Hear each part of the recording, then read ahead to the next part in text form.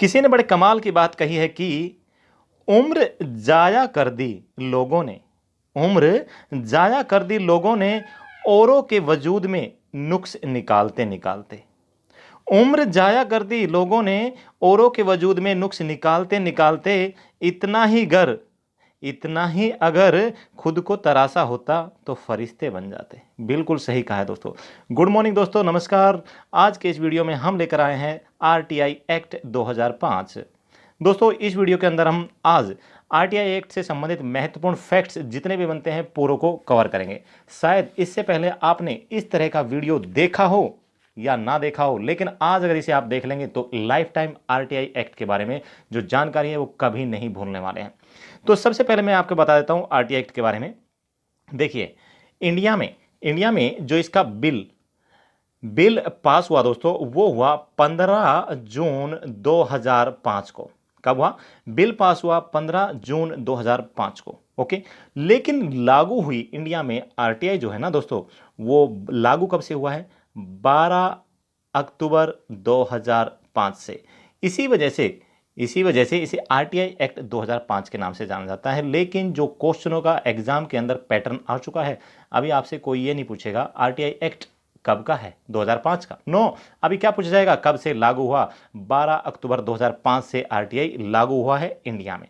Okay दोस्तों, India में इसको आरटीआई का फादर किसे कहा जाता है? इंडिया में आरटीआई का फादर किसे कहा जाता है ये भी हमें पता होना चाहिए। यानी कि राइट टू इंफॉर्मेशन का फादर कहा जाता है अरुणा रॉय को। अरुणा, ARUNA, अरुणा रॉय, इसे फादर ऑफ आरटीआई कहा जाता है दोस्तों। ठीक है, अभी बात आती है कि भाई इंडिया में आरटीआई जो है वो कब से ये लॉ कानून के रूप में कि भाई आरटीआई होना चाहिए, किसी स्टेट के अंदर, इंडिया के अंदर, किसी यूटी के अंदर इस चीज़ को फॉलो किया गया कि भाई राइट टू इंफॉर्मेशन, सभी को अधिकार है कुछ जानने का। इस चीज़ की पहल इंडिया में कब से हुई ये भी हम जान लेते हैं। ऐसा है दोस्तों, आपने तमिलनाडु का नाम तो सुना ही होगा। क्या? तमिलनाडु। तमिलनाडु जो है ना, वो पहला भारतीय राज्य बना था जिसने आरटीआई एक्ट जो कानून है, आरटीआई लॉ, क्या बोले, आरटीआई लॉ को 1997 में पास कर दिया था तमिलनाडु ने। देखिए, तमिलनाडु ने किया है कब? 1997 में, कि भाई आरटीआई लॉ कानून पास हो गया है। लेकिन अगर हम बात करें भारत की, तो भारत में ये बिल पास हुआ है 15 जून 2005 को। कब हुई? 15 जून 2005 को। और लागू हुआ है दोस्तों 12 अक्टूबर 2005 से। इस बात को आप ध्यान रखेंगे। अगर क्वेश्चन पूछ लिया जाए इंडिया में पहला राज्य कौन सा है जिसने आरटीआई लॉ कानून पास किया दोस्तों, वो है 1997 का तमिलनाडु। अभी देखिए, आरटीआई बीमारी जो है ये फैली कहां से है? आरटीआई बीमारी नहीं कहेंगे दोस्तों, ये बीमारी तब साबित हो जाती है जब किसी करप्टेड व्यक्ति की क्या बोलते हैं, अंदर की बातें निकाली जाती है ना, तब उसके लिए बीमारी साबित हो जाती है। लेकिन देश के बेनिफिट के लिए, हमारे बेनिफिट के लिए बड़ी जबरदस्त चीज है दोस्तों। ठीक है, कोई ऐसा करप्टेड विभाग है, कोई ऐसा करप्टेड अधिकारी है, कोई ऐसी बात है जो कोई बताना नहीं चाहता, वहां पे आरटीआई का इस्तेमाल किया जाता है। और आरटीआई के बारे में देखिए, कैसे आरटीआई लगाते हैं, क्या करते हैं, पिछले 1 साल के अंदर मुझसे बेहतर कौन जान सकता है। 100 आरटीआई। अगर आपसे पूछा आपने कभी आरटीआई लगाई, आप बोलेंगे शायद आपका जवाब आए कि हमने आरटीआई नहीं लगाई। अगर आप मुझसे पूछे कि आपने आरटीआई लगाई, तो मैं क्या बोलूँगा? तकरीबन। ओके दोस्तों, ये फिगर है, तकरीबन इतनी आरटीआई लगाई है और आरटीआई की जानकारी हो गई है काफ़ी हद तक। ओके, तो अभी जान लेते हैं आरटीआई जो है कहाँ से शुरू हुआ। आरटीआई दोस्तों सबसे पहले 1766 में, कहाँ से? स्वीडन। ठीक है, स्वीडन से स्टार्टिंग हुई है 1766 में। नोट कर लीजिएगा, वेरी इंपॉर्टेंट पॉइंट है। अभी अगर बात करें कि इस स्वीडन के बाद में अन्य देशों में कब कब फैला, तो वो भी हमें पता होना चाहिए। देखिए, इसके बाद में, स्वीडन के बाद में फिनलैंड। ठीक है, फिनलैंड, यहाँ पे 1951। डेट याद कर लीजिए, नोट बना लो भाई अपने। मैं आपके सामने सब कुछ लिख के बता रहा हूँ, बोल के बता रहा हूँ, मैं नोट्स तैयार नहीं किए हैं। ठीक है, कि भाई स्लाइड तैयार कर दियो, ऐसा कुछ नहीं है। तो भाई फिनलैंड ने 1951 में आरटीआई को लागू किया। अब बात आती है यूएस, यूनाइटेड स्टेट्स। कब लागू हुआ यूएस में दोस्तों? ये 1966 से। ठीक है, स्वीडन 1766, यूएस 1966। देखिए भाई, 200 साल का गैप। ठीक है, फिनलैंड 1951। और अगर हम बात करें नॉर्वे की, तो नॉर्वे में यह चला जाता है 1970 में। नॉर्वे 1970। ठीक है, ये 2-3 कंट्रियों को मैंने आपको बता दिया है आरटीआई के बारे में। अभी थोड़ी सी जानकारी और दे देते हैं आपको। ऐसा है, हमारे देश में सूचना का जो अधिकार है ना, सूचना का जो अधिकार का नियम है वो स्वीडन देश से लिया गया है। कहाँ से लिया गया है? स्वीडन देश से लिया गया है। अभी आपसे क्वेश्चन पूछा जाएगा आरटीआई एक्ट इंडिया में किस देश से लिया गया है? ठीक है, तो दोस्तों इसका सीधा सीधा आंसर आपने कर देना स्वीडन, स्वीडन। ओके, नेक्स्ट, सर्वोच्च न्यायालय के द्वारा आर्टिकल कितना? 21। सर्वोच्च न्यायालय के द्वारा आर्टिकल 21 के तहत सूचना के अधिकार को दोस्तों अक्टूबर 2005 में सूचना अधिकार अधिनियम बना दिया गया था।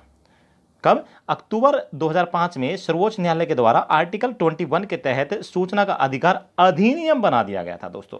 ठीक है, अभी और क्या बताएं इसके बारे में कि भाई वर्तमान में यह जो अधिनियम है ना, क्या ये जो अधिनियम है, एक्ट है 2005, ये एक कानूनी अधिकार है, हमारा कानूनी अधिकार है। जैसे हमारे मौलिक अधिकार है और एक संपत्ति वाला जो कानूनी अधिकार है, पता है ना, आर्टिकल क्या बोलते हैं 300 के आसपास है शायद, कौन सा है, तो भाई वो संपत्ति वाला जो कानूनी अधिकार है, ऐसे ही आरटीआई जो है ना वो हमारा एक कानूनी अधिकार बन चुका है दोस्तों।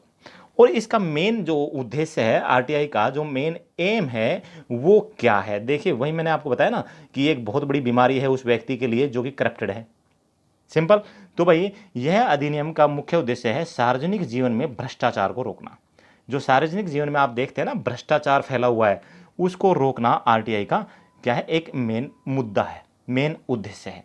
अभी जान लेते हैं दोस्तों कि भाई इसका कार्रवाई कैसे होती है। अगर मान लो आप देखते हैं आपके अड़ोस में पड़ोस में कहीं पे भ्रष्टाचार हो रहा है, या आपने कोई सूचना चाहते हो किसी विभाग से, वहाँ से नहीं मिल पा रही है, या ऐसी कोई कार्रवाई आप करना चाहते हो जिससे सभी का भला हो, सभी का भला दोस्तों, तो वहाँ पे आप आरटीआई लगाना चाहते हैं, तो आपने करना क्या होगा इसके बारे में आपको बताता हूँ।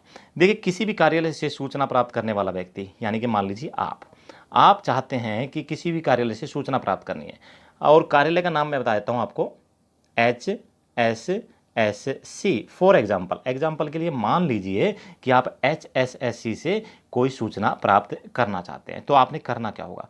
आपने दोस्तों अंग्रेजी, हिंदी या उस क्षेत्र की जो राजभाषा में डाक द्वारा या स्वयं जाकर के या ईमेल द्वारा एक आरटीआई का एक फॉर्मेट होता है, उसी के तहत एक पत्र लिखेंगे।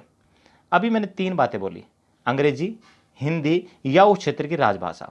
अभी देखिए ये है हमारा हरियाणा में हिंदी और इंग्लिश चलती है, ठीक है, या कुछ इलाका ऐसा है जहाँ पे पंजाबी लोग यूज करते हैं, तो राजभाषा क्या होगी? उस क्षेत्र की राजभाषा, ठीक है, वो होगी क्या? पंजाबी।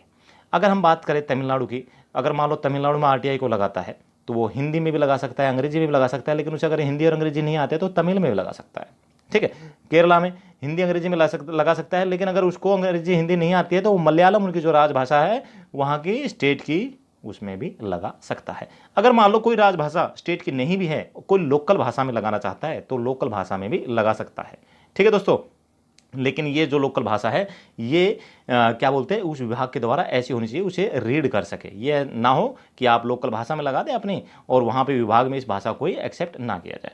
ओके, नेक्स्ट देखिए, अभी मैंने आपको बताया अंग्रेजी, हिंदी या उस क्षेत्र की जो भाषा है, इसके द्वारा आप या तो बाई पोस्ट इसको क्या कर देंगे, स्पीड पोस्ट कर देंगे।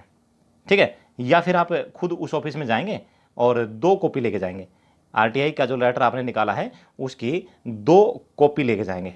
डायरेक्ट ऑफिस में पहुंच गए आप आरटीआई देने के लिए, तो वहाँ रिसेप्शन के ऊपर जो क्लर्क बैठा होता है उसको बोलेंगे भाई मेरे को आरटीआई लगानी है आपके विभाग के खिलाफ। बोला ओके जी, फिर 1 कॉपी आप उसको दे देंगे, ये लो भाई 1 कॉपी आप ये लो और इस पर एक्शन करो। फिर वो तो ले लेगा, लेकिन आपके पास क्या प्रूफ है कि आपने उसको कॉपी दिया है?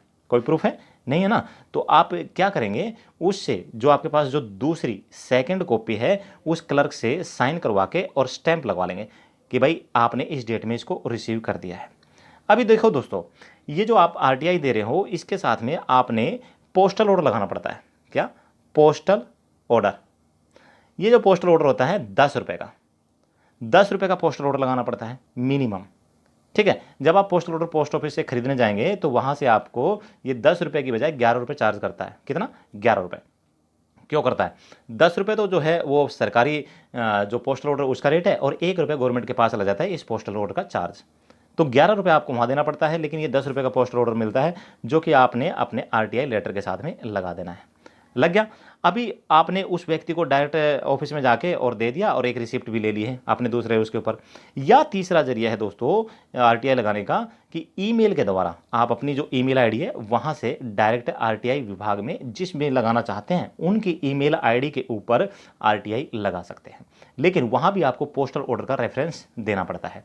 अभी 3 तरीके कौन कौन से बताए, या तो डाक के द्वारा आरटीआई लेटर लिखा, पोस्टल ऑर्डर लगाया 10 रुपये का और भेज दिया, या स्वयं ऑफिस में जाकर हो गए 2, या तीसरा क्या है ईमेल के द्वारा आप ये आरटीआई की एक्ट की जानकारी ले सकते हैं। भाई आप उस लेटर को पोस्ट कर सकते हैं। 3 तरीके बता दिए।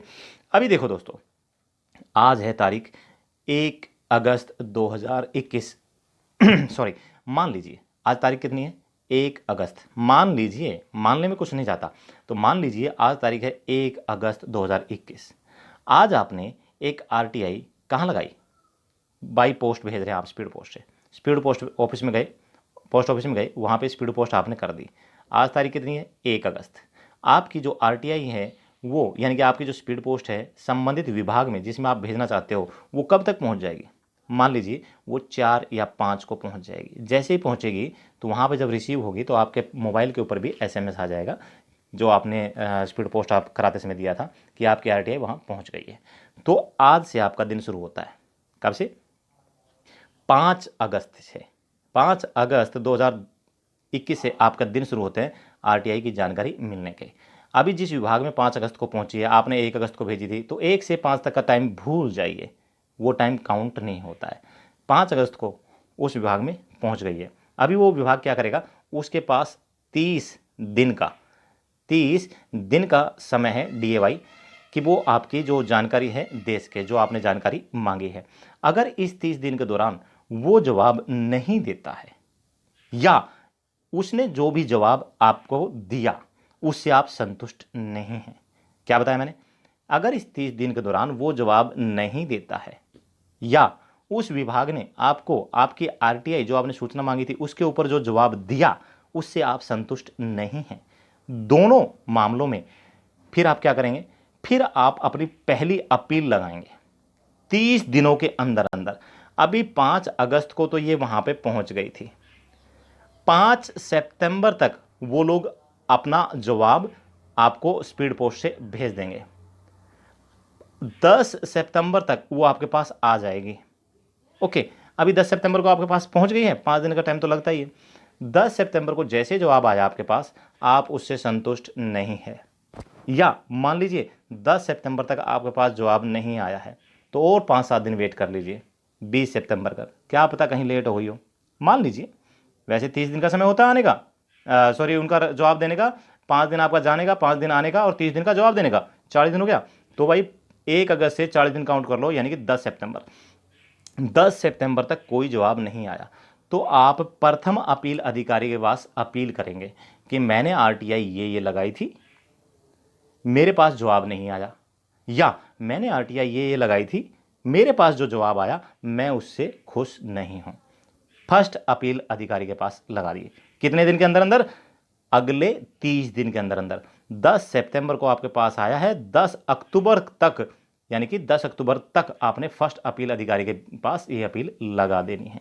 ओके, अभी क्या होगा, जब आपने फर्स्ट अपील अधिकारी के पास 30 ये अपील लगा दी है, तो वो फर्स्ट अधिकारी जो है ना, फर्स्ट अपील अधिकारी, वो भी फोर्स हो जाएगा कि आपको अगले 30 दिन में जवाब देगा।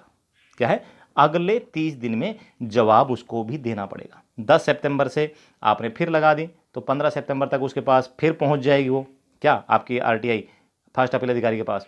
15 सितंबर से 15 अक्टूबर, 1 महीना, 5 दिन और दे दो, यानी कि 20 अक्टूबर। 20 अक्टूबर तक वो फर्स्ट अपील अधिकारी आपको जवाब देगा, क्या, जवाब देगा। अगर वो भी 20 अक्टूबर तक जवाब नहीं देता है या उसने जो जवाब दिया है आप उससे भी संतुष्ट नहीं है, या तो उसने जवाब नहीं दिया या उसने जो जवाब दिया उससे आप संतुष्ट नहीं है, दोनों मामलों में फिर आप क्या करेंगे, फिर आपको 20 अक्टूबर के बाद में फर्स्ट अपील अधिकारी को भूल जाइए, नीचे लेवल को भूल जाइए, अभी आपको क्या है, केंद्रीय सूचना आयोग, लिख लीजिए भाई, क्या, केंद्रीय सूचना आयोग के पास आपकी अपील लगानी है। कि भाई मैंने पहले तो RTI ये लगाई उस विभाग में, उसका जवाब आया ही नहीं, अगर आया तो मैं उससे संतुष्ट नहीं। फिर मैंने फर्स्ट अपील अधिकारी के पास RTI लगाई, उसका जवाब आया ही नहीं, अगर आया तो उससे भी मैं संतुष्ट नहीं। तो अभी आप क्या करेंगे, अभी आप लगाएंगे केंद्रीय सूचना आयोग के पास आपकी सेकंड अपील। हो गया दोस्तों, सेकंड अपील आपकी लगा दी जाएगी। आप समझ रहे हैं ना। तो अभी जो सेकंड अपील आप लगाएंगे 20 अक्टूबर से आपका समय होता है कब तक लगाने का, उसके बाद में आप नहीं लगा सकते। ठीक है, आप 3 महीना काउंट कर लीजिए। 20 अक्टूबर के बाद 20 नवंबर, 20 दिसंबर, 20 जनवरी, यानी कि 20 जनवरी तक आपने 20 जनवरी तक आपने केंद्रीय सूचना आयोग के ऑफिस के लिए दूसरी अपील लगा देनी है। अगर आप नहीं लगा पाए तो आपकी सारी की सारी RTI कैंसिल हो जाएगी। ओके, 20 तक आपने लगानी पड़ेगी। पहली बार आपको 30 दिन का समय मिला है, दूसरी बार आपको 90 दिन का समय मिला है। 90 दिन याद रखना। अभी आपने वहां भी मान लो लगा दी RTI केंद्रीय सूचना आयोग के पास भी, तो क्या होगा देखिए दोस्तों, इसको एक बार हटा देते हैं। हाँ जी, अभी आपने केंद्रीय सूचना आयोग के पास अपनी RTI लगा दी। यदि केंद्रीय सूचना आयोग या उसका जो आयुक्त होता है, ठीक है, आयुक्त या राज्य सूचना आयुक्त किसी अपील पर निर्धारित अवधि के दौरान सूचना उपलब्ध नहीं कराता है दोस्तों, मान लीजिए वो भी सूचना उपलब्ध नहीं कराता है, अथवा उस अपील को क्या बोलता है, अरे भाई नीचे वालों ने जो जवाब दिया था वो सही था, फिर जो फर्स्ट अपील अधिकारी ने जो जवाब दिया था वो सही था, या फिर बोलता है अरे यार ये क्यों तंग कर रहा है, इसकी RTI को डालो कचरे में। ठीक है, या तो उसने जवाब नहीं दिया या डाल दिया पेंडिंग में, कचरा बोले तो पेंडिंग में उसने डाल दिया, मना कर देता है, नकार देता है आपके अपील को। तो उस अधिकारी पर सेवा नियम के तहत, किसके, सेवा नियम के तहत अनुशासनिक जो है ना कार्रवाई की जाएगी, डिसिप्लिन एक्शन लेगी गवर्नमेंट। ठीक है, अभी होगा क्या, जिस डेट में आपने 20 अक्टूबर को लगाई थी ना, 20 अक्टूबर को आपने लगाई थी सेकंड अपील अधिकारी के पास यानी कि केंद्रीय सूचना आयोग के पास, तो जिस तिथि में उसको मिली यानी कि 25 अक्टूबर तक को मिल गई, और उसने जितने दिनों तक जवाब नहीं दिया, ठीक है दोस्तों, 25 अक्टूबर को मिल गई है, उसके पास समय शुरू होता है 25 अक्टूबर से 1 महीने का, यानी कि 25 नवंबर। 25 नवंबर के बाद वो जितना भी डिले करेगा आपको जवाब देने के लिए, उसको पर डे के हिसाब से 250 रुपए सरकारी खाते में जमा करने पड़ेंगे जुर्माना के तौर पर। मान लीजिए उसने 25 नवंबर के बाद 20 दिन तक जवाब ही नहीं दिया, तो 250 गुणा में 20 यानी कि 25 दूनी 50, 5,000 रुपये वो सरकारी खाते में जमा करेगा। अगर मान लो उसने 1 साल तक आपकी RTI पे जवाब ही नहीं दिया, तो 250 गुणा में 360 जो बनेगा, 365 जो भी बनेगा वो पैसा सरकारी खाते में जाएगा। ठीक है दोस्तों, और उसके ऊपर डिसिप्लिन एक्शन होगा वो अलग से, और साथ में आपको जवाब भी दिया जाएगा। दोस्तों ये था पूरा का पूरा RTI एक्ट, हमने इसको जान लिया है। एक बार फिर रिवाइज थोड़ा सा मैं कर देता हूँ कि भाई इंडिया में जो बिल पास हुआ 15 जून 2005 को, लागू हुआ 10 अक्टूबर 2005 को। फादर ऑफ RTI इंडिया में कहा जाता है अरुणा रॉय को। तमिलनाडु में 1997 में सबसे पहला राज्य बना था इस चीज़ को, RTI लॉ को लागू करने वाला। स्वीडन में 1766 में RTI की शुरुआत हो चुकी थी। फिनलैंड ने 1951 में, कब, फिनलैंड ने 1951 में, स्वीडन ने 1766 में इस चीज़ को शुरू किया। US ने, यूनाइटेड स्टेट ने 1966 में इस चीज़ को शुरू किया, और नॉर्वे ने 1970 में। हमारे देश में जो RTI एक्ट आया, अधिनियम आया, वो कहाँ से आया, स्वीडन से लिया गया है। किसे, स्वीडन से लिया गया है। और सर्वोच्च न्यायालय के द्वारा आर्टिकल 21 के तहत सूचना के अधिकार को अक्टूबर 2005 में सूचना अधिकार अधिनियम बना दिया गया। दोस्तों ये थी पूरी RTI की जानकारी। उम्मीद है आपको पसंद आई होगी। क्या उम्मीद है आपको पसंद आई होगी? अगर पसंद आई है तो लाइक और शेयर और दोस्तों कमेंट तो बनता ही है। Okay, thank you. जय हिंद, जय भारत, वंदे मातरम। आपका दिन शुभ रहे, आप स्वस्थ रहे, आप खुश रहे।